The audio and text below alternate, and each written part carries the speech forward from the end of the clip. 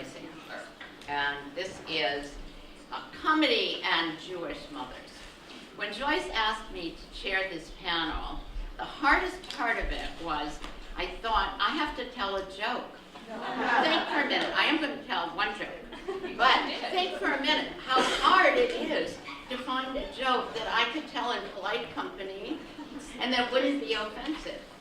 Thinking about that made me think a lot about humor, about comedy, and what constitutes it. Fortunately for you, I am not going to digress on that. Now I'm going to tell you a joke about this man and woman who are married who go to a psychiatrist.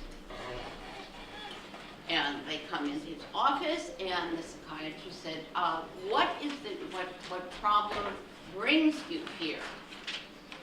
And the wife says, well, you see, doctor, my husband thinks he's a dog. The psychiatrist thinks for a minute. He says, well, I'm sure we can talk about this and maybe be helpful. And he gestures toward the husband and says, why don't you just sit here, sir? And the wife says, oh, no, he's not allowed to sit on the furniture. Now, that joke also contains something that Joyce's wonderful You Never Call, You Never Write book illustrates, and that is sometimes that this kind of comedy is really a way of saying you have all the power, not the people who are telling the joke or not the people who are doing the mocking, but the one that is mocked. It is about that power. So this morning I think we're going to hear a lot about the power of Jewish mothers. Our first speaker, Sasha Cohen, is a PhD candidate in the history department at Brandeis. She is currently completing her dissertation, The Comedy of the Culture Wars, American Humor, Feminism, and Gay Liberation, 1969 to 1989, with Joyce Antler as her advisor. Sasha also writes for Time magazine. Sasha.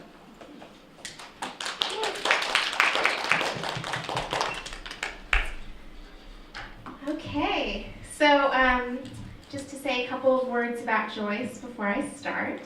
I met Joyce in 2010 when I first started the program in the history department here at Brandeis. And I believe I'm the last doctoral student that she'll be advising in her career. So that's sort of exciting. And she's been a phenomenal mentor to me this entire time. And I chose Brandeis because I wanted to work with her, and I knew I wanted to do a project sort of broadly relating to feminism, gender, and popular culture. And then I ended up deciding to do this dissertation on comedy.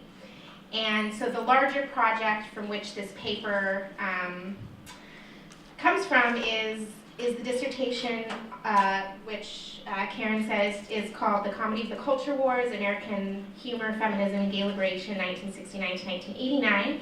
And the dissertation looks at representations of the women's liberation movement and the gay liberation movement in humor and comedy genres, including sitcoms, sketch shows, satire magazines, and stand-up comedy. The section that I am presenting today is specifically about humor from within the women's liberation movement. And I was able to do research in the archives at the Schlesinger Library and at the Sophia Smith Collection in their feminist periodical archives, which was really exciting. And the other sort of quick comment I wanted to make before starting is that it's really, I feel that it's a privilege for a historian to study a social movement in which members of the social movement are still alive and are able to, directly, sort of either give oral histories or comments like Joyce does about what the movement was like when she participated in it. So I think that that's really cool, and not every historian gets to do that. Okay, so I'm going to start.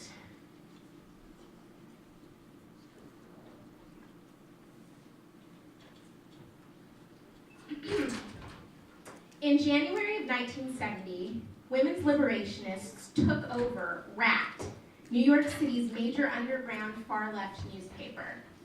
The radical feminist collective that seized editorial control of RAT wanted, among other things, to do away with its pornographic advertisements and images. But they did not alter the other quality RAT was known for, its irreverent humor. The new female staff continued RAT's tradition of publishing political satire in the forms of cartoons and comics, but these illustrations would now serve as biting feminist critique. For instance, in a cartoon from the April 1970 issue, a woman stands in front of a sink full of dishes, holding 3 children and facing a laundry basket overflowing with clothes. She balances a telephone receiver on her shoulder and says into it, "I'm sorry, my husband is not home right now. He's out fighting for oppressed people." The anonymous cartoon, a critique of male radicals and the gender division of labor, as well as an assertion that overburdened American housewives and mothers counted as oppressed people, appeared in other feminist periodicals that year, along with dozens more cartoons and comic strips on similar themes. The early 1970s were years of enormous growth for the feminist print media. The number of women's liberation publications increased from 2 in 1968 to between 60 and 100 in 1971. By 1975, there were almost 200 feminist periodicals. In cities across the United States, radical collectives, college organizations, and other feminist groups produced and distributed newsletters, journals, and magazines that featured reporting, personal essays, opinion pieces, community announcements, poetry, and illustrations. Much of this content was sincere and straightforward in tone, but the feminist press was also a source of satire and parody. The women's liberation movement consistently used humor as a means of social commentary and consciousness raising. Although the movement has been characterized as dour and self-serious, writer Norman Mailer once remarked that women's lib terrified him because it was humorless. This is a myth that obscures the range of feminist expression and tactics. While historians have incorporated feminist art, like the work of Judy Chicago, into their narratives of the movement, they seldom discuss feminist wit, sarcasm, or humor, with perhaps the single exception of Gloria Steinem's famous 1978 essay, If Men Could Menstruate. But Steinem was not the only activist who used satire to attack male privilege. The feminist press published hundreds of humor pieces, primarily cartoons and comic strips, during the 70s, many of them authored anonymously. These have gone virtually unnoticed within the historiography of the women's liberation movement, as well as in studies of American satire in general. According to literary critic Nancy Walker, feminist humor elucidates and challenges women's subordination and oppression, and laughs at the very idea of gender inequality in an attempt to render such inequality absurd and powerless. The examples that follow do the type of cultural work that Walker describes, but they also share characteristics with American humor more broadly. Scholars have pointed out that a distinctly American comedic sensibility persists across genre and chronology, from Mark Twain's tall tales in the 19th century, to the fin de siècle burlesque and vaudeville acts, to the subversive post-war satire of stand-up comics like Lenny Bruce. One of the primary functions of this humor has been to expose the dissonance between national ideals and reality. Another tradition of American humor, developed by racial and ethnic minorities, but eventually absorbed into mainstream comedic entertainment, involves showcasing the perspective of an outsider who is at odds with the rules of official society or mainstream culture. Humor in the 70s feminist press displayed these traits, challenging the American promise of fairness and justice by exposing gender inequality. Because of this, feminist humor belongs in the canon rather than ghettoized as something ephemeral, marginal, and entirely distinct from male-authored satire. Feminist humor tackled a variety of topics significant to the women's liberation movement, including sexuality, health, bodily autonomy, and violence. This paper looks particularly at cartoons and comic strips that address gender roles at home and in the workforce. The question of women's place in society emerged as a hotly contested issue within 70s public discourse, as a record number of women worked outside the home, and men were no longer the sole breadwinners in most American households. As the feminist press pointed out, these new social arrangements did not change the ways that men and women divvied up domestic labor. Instead, the politics of housework represented a major issue for feminists as they recognized it as a site for the renegotiation of power. Feminist cartoons poked fun at male resistance to performing traditionally female tasks. For example, in a 1974 cartoon from Primetime, a woman hands her male partner a broom. "Here, Bert," she says, "bring the revolution home." In a cartoon from Distaff, a man tells his female partner, "Of course you're liberated. You have a job, we're living together, you pay your own share. Now would you please fix us some dinner?" These jokes draw attention to the pushback that feminists face when they challenge the cultural norms that assign cooking and chores to women, and frame housework as, in Christine Stansel's words, an organized system of power, not just a happenstance arrangement. Feminist cartoons about housework also framed it explicitly as unpaid labor by comparing it with men's work outside the home. In a cartoon from Labor Pains, an exhausted housewife and mother of two collapses onto the living room chair and informs her husband, "I want a voluntary overtime agreement too." In an illustration from The Changing Woman, a housewife reads a newspaper headline that says, "Ford to give income tax breaks to the poor." She remarks, "Now all we have to do is figure out how to get an income."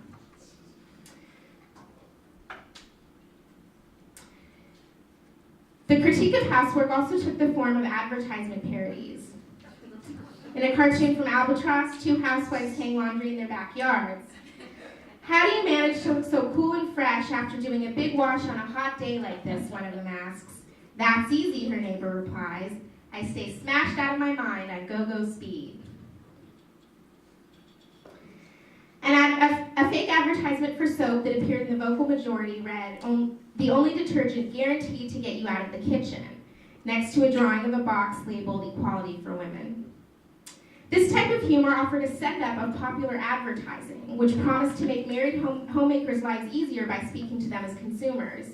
The cartoonists recognized that household products were no substitute for liberation, implicating both the advertising industry and the larger culture responsible for assigning all domestic labor to women.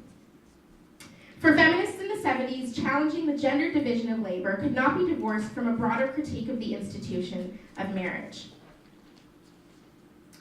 A cartoon from Women's Free Express shows a bride and groom about to wed. The priest asks the bride, "Are you willing without any payment to honor, to obey, to wash, to sew, to clean, to cook, to be faithful, to be quiet, to be cheerful, to raise his children, to keep his house, to provide for his physical needs, etc., etc., etc." In an illustration from Circle, bride and groom stand before a priest at their wedding. "Till women's liberation do us part," reads the caption. And in a drawing that appeared in multiple feminist publications, a tombstone reads, "R.I.P. Mrs. Henry Smith." Beneath it, a woman in her coffin holds up a sign that says, "My name was Helen." These examples address the unequal balance of power within marriage and the erasure of women's discrete identity. They distilled the complex theoretical ideologies of Betty Friedan, Simone de Beauvoir, and other feminist thinkers into simple images with catchy punchlines, helping to make the core tenets of the movement easily identifiable and legible. Another issue that appeared frequently in 70s feminist humor was the gender role socialization of children. Cartoonists pointed out in particular how women's limited options in life were communicated from mothers to their young daughters. In a comic strip from Lavender Woman, a little girl on roller skates tells her mother she wants to grow up to be a train engineer, a firefighter, or the president. The mother dismisses all these choices as masculine things for grown-up boys, stating it is highly unlikely that the people will elect a woman president. In the final panel, the girl skates away, saying, "I know, I'll just grow up to be a man."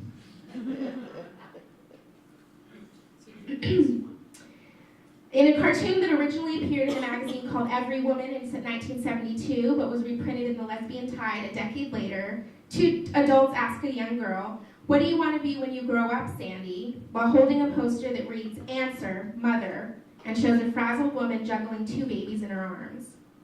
The girl, in unisex clothing with a slingshot in her back pocket, replies, "Thanks, I'd rather not." In these examples, the cartoonists suggest that gender roles are a product of social upbringing rather than biologically determined, perhaps the major thrust of second-wave feminist philosophy. Feminists also used humor to attack gender discrimination and limited opportunities for women in the workplace. In the 70s, the pay gap between men and women persisted, and many women found themselves relegated to low-status, low-wage clerical positions despite having college degrees. Cartoonists saw the opportunity for a joke here about the educated, qualified woman who can only find secretarial work. In a cartoon by Nicole Hollander, a woman arrives for a job interview and the male head of personnel states, "I'm terribly sorry, miss, but we just don't have a policy of hiring women in our more responsible positions.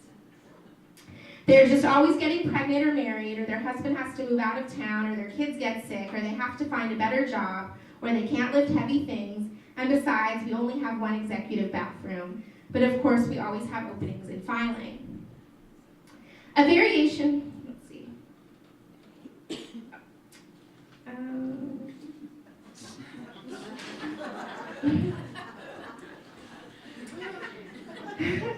While these cartoons serve to expose the unjust reality of trying to earn a fair living as a woman, feminist humor also offered wish fulfillment fantasies.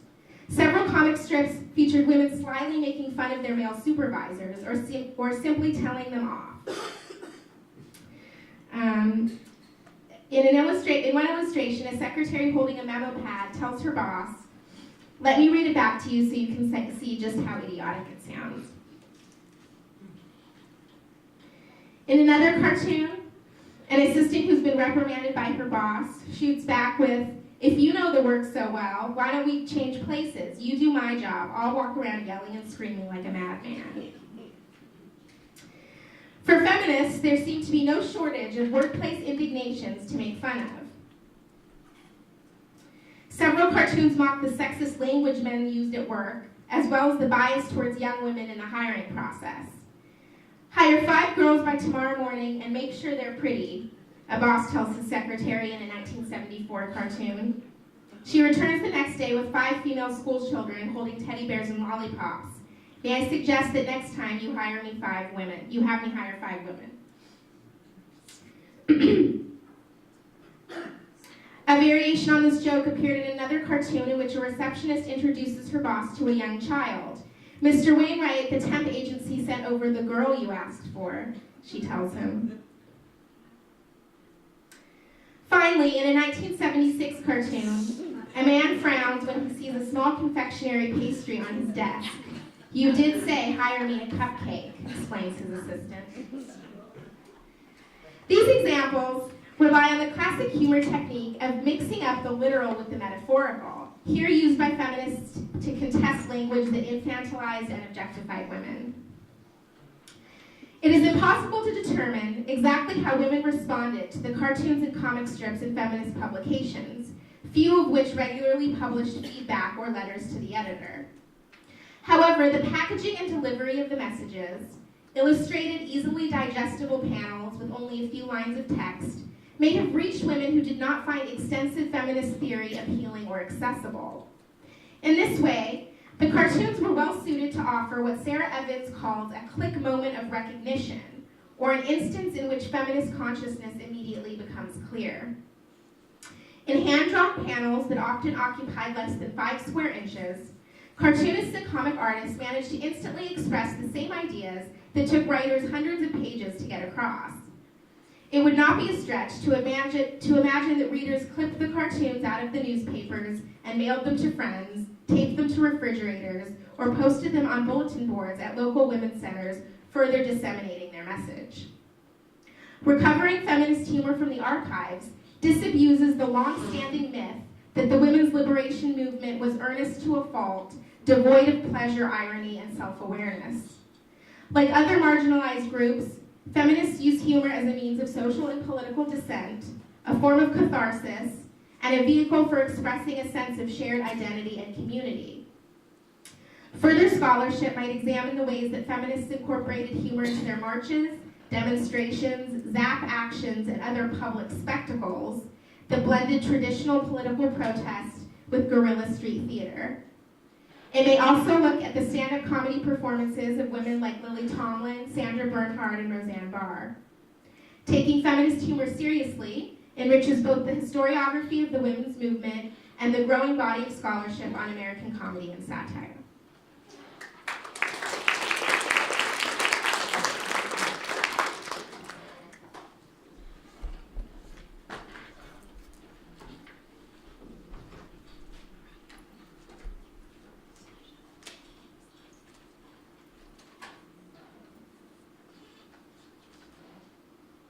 Thank you, Sasha. Our next panelist is Tanir Oxman. She is an assistant professor and director of the academic writing program at Marymount Manhattan College. Her first book, How Come Boys Get to Keep Their Noses? Women and Jewish American Identity in Contemporary Graphic Memoirs, will be published in February 2016 by Columbia University Press's Gender and Culture series. Tanir.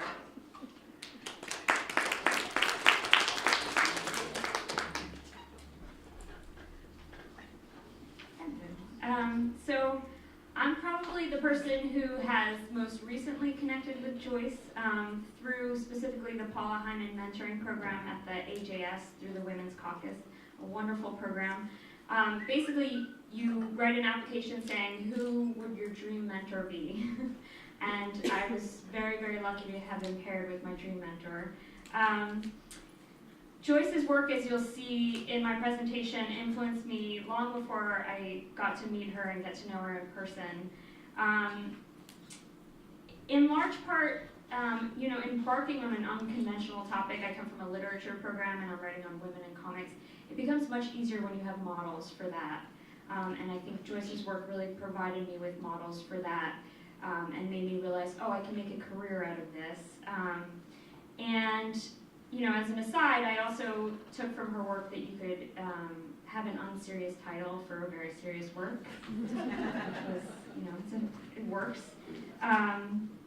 Even in the short time that I've gotten to know Joyce, her warmth has been so inspiring and invigorating, and I especially appreciate how I'm always so work-focused and oriented, and she stops me and says, well, what about your kids? You just had a baby, what's going on with that?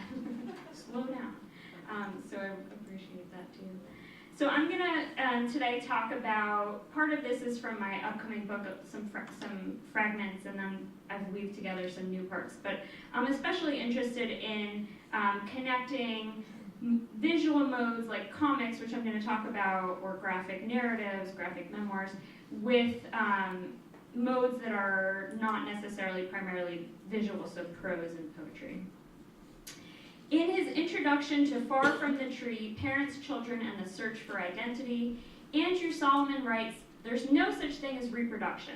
When two people decide to have a baby, they engage in an act of production, and the widespread use of the word reproduction for this activity, with its implication that two people are but braiding themselves together, is at best a euphemism to comfort prospective parents before they get in over their heads.